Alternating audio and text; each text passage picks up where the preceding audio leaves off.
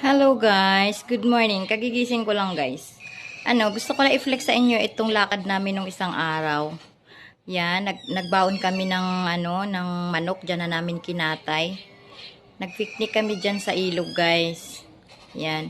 Alam nyo guys, para siyang mababaw tingnan yung ilog na yan. Pero ang lalim niyan sa gitna, yung parang nagbo-blow siya ay nagi-green. Yan, malalim yan siya. Pero parang lang, parang ang babaw niya tingnan. Dito lang yan sa amin guys, dito sa Kalinga. Sa Tabuk Kalinga.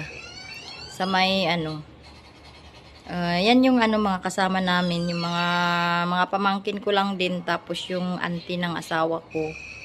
Yan lang guys, yan lang ang namin nung isang araw.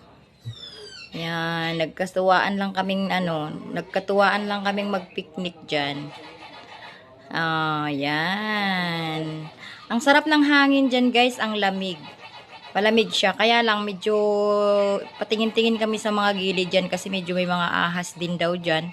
Siyempre nakakatakot naman. Mamaya ang sarap ng upo mo tapos may malamig na lumapit sa mo. Ay! Ahas na pala yun. Diyos ko po.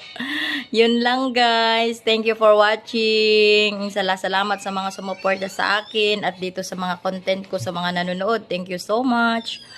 God bless po. Thank you. Bye.